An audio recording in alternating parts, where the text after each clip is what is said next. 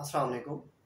आज हम जिस टॉपिक को डिस्कस करेंगे वो रशियन क्रूड ऑयल को लेके, स्पेशली जो डिस्काउंटेड रशियन क्रूड ऑयल है उसको लेके कुछ मिथ्स एंड रियलिटीज़ हैं पाकिस्तान में, हम उनको डिस्कस करेंगे और उसको फैक्चुअली एनालाइज करेंगे कि इसमें क्या मिथ्स हैं और क्या रियलिटीज़ हैं। आपको आइडिया है कि आफ्टर रशिया यूक्रेन वॉर जो यूरोपियन सप्लाईज है रशियन क्रूड की वो कट ऑफ हो गई because they decline to entertain Russian crude oil.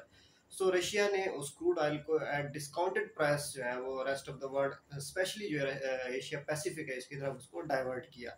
तो पाकिस्तान ने भी इस अपॉर्चुनिटी से फ़ायदा उठाने की कोशिश की। सो इस सिलसिले में जो लास्ट डिस्काउंटेड शिप है या लेटेस्ट डिस्काउंटेड शिप है वो जुलाई में सॉरी पाकिस्तान में लैंड हो चुकी है और इससे पीछे जो शिप थी वो जून में लैंड हुई। सो पाकिस्तान का जो टारगेट है इनिशली वो ये है कि पाकिस्तान की जो टोटल ऑयल इंपोर्ट है उसका 2/3 वॉल्यूम जो है वो इससे उसका कैप जो 2/3 वॉल्यूम है उसको हम डिस्काउंटेड रशियन ऑयल से उसको फिल करने की कोशिश करें। जो रेस्ट ऑफ द वॉल्यूम है उसको हम जो कन्वेंशनल हमारे मोड्स हैं जो मिडल ईस्टर्न हमारे सोर्सेज हैं specially United Arab Emirates and Saudi Arabia, हम उससे उसको पूरा करें। बट इस जो ये टारगेट है इसको लेके काफ़ी ज़्यादा कॉन्स्ट्रेंट्स हैं, कुछ लिमिटेशंस हैं। इन लिमिटेशन और कॉन्स्ट्रेंट्स की वजह से जो एक डिस्काउंटेड रशियन ऑयल है उसका जो डिस्काउंट है उसका रियल बेनिफिट है वो पब्लिक तक रीजनेबली या सिग्निफिकेंटली नहीं पहुंच सकता। वो कॉन्स्टेंट्स क्या हैं, वो क्या लिमिटेशंस है उसको हम वन बाय वन डिस्कस करते हैं।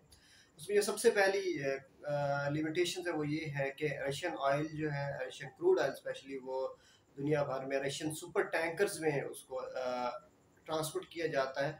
वो सुपर टैंकर्स है उसको लेके पाकिस्तान की जो कराची पोर्ट है जहाँ पे इसने आके शिप होना होता है या जहाँ पे इसने आके अनलोड होना है वहाँ पे उसको हैंडल नहीं किया जा सकता। सो इसकी जो हैंडलिंग है सुपर टैंकर से स्मॉलर शिप्स में या स्मॉलर टैंकर्स में वो ओमान में की जाती है, देन इसको पाकिस्तान की जो कराची पोर्ट है वहाँ तक इसे डिलीवर किया जाता है या शिप किया जाता है।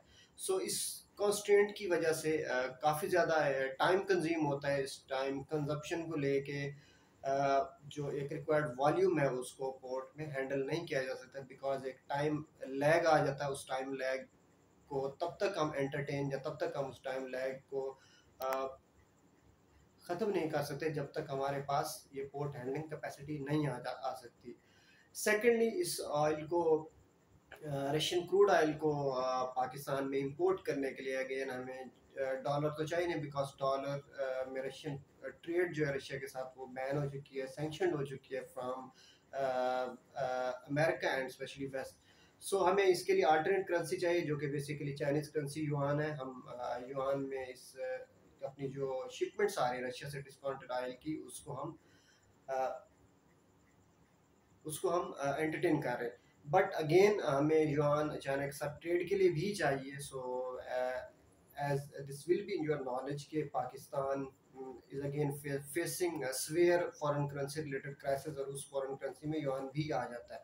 सो ये सेकंड कंस्ट्रेंट है हमारे पास कि हमें जो फॉरेन करेंसी चाहिए युआन की सूरत में वो हमें हमारे पास इतनी नहीं है कि हम उससे अपना 2/3 वॉल्यूम जो है ऑयल का वो रशियन क्रूड ऑयल से उसको वॉल्यूम को फिल कर सकें या उस गैप को फिल कर सकें। सो ये सेकंड कंस्ट्रेंट है। थर्ड हमारे पास ये है कि जैसे ही रशियन क्रूड ऑयल हमारी रिफाइनरीज में आता है इसको रिफाइनरीज की तरफ जाता है तो अगेन इसकी जो रिफाइनिंग है जो इससे हमारे पास फाइनल प्रोडक्ट्स बनती हैं या हमारे पास आती हैं प्रोडक्शन लाइन में, वो उस म्यार की या उस स्टैंडर्ड की नहीं है कि उससे हम अपने जो डिज़ायर्ड लेवल ऑफ प्रोडक्शन है स्पेशली हमारा जो गैसोलीन का है या डीजल ऑयल का है उससे हम डिज़ायर्ड वॉल्यूम जो है वो फेच कर सकें। सो हमारी इससे अगेन एक गैप क्रिएट होता है डीजल ऑयल में या हमारे गैसोलीन में। वो गैप फिर हमें अपने जो ट्रेडिशनल या कन्वेंशनल पार्टनर्स हैं उनसे फुलफिल करना पड़ता है। सो इससे ये है कि हम अगेन हमें जो एक फॉरेन करेंसी है वो रिक्वायर्ड होती है। सो वो बेनिफिट जो हमें रशियन क्रूड से हो सकता था in in the form of more refined and qualitative products, more standardized products in the form gasoline और डीजल ऑयल, वो हमारा यहाँ से वो हमें ख़त्म होता नज़र आता है। यहाँ से हमें उसका वो जो एक एज है वो हमें कॉस्ट का वो यहाँ से ख़त्म होता नज़र आता है, क्योंकि हमारी जो रिफाइनरीज हैं उन्होंने अपने आप को अपग्रेड नहीं किया।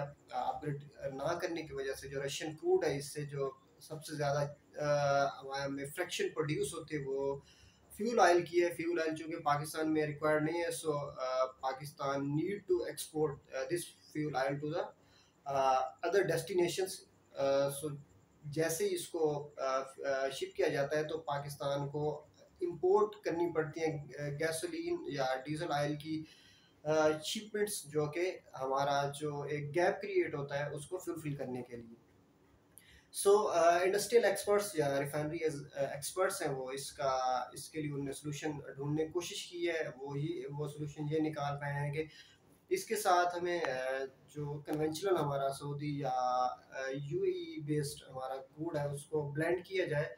And in this blend Russian crude can not exceed more than 50%, so it is always below than 50%। तब जाके हमें जो एक रिक्वायर्ड लेवल ऑफ गैसोलीन या डीजल ऑयल वो हमें इससे मिलता है एज ए फ्रैक्शनल प्रोडक्ट।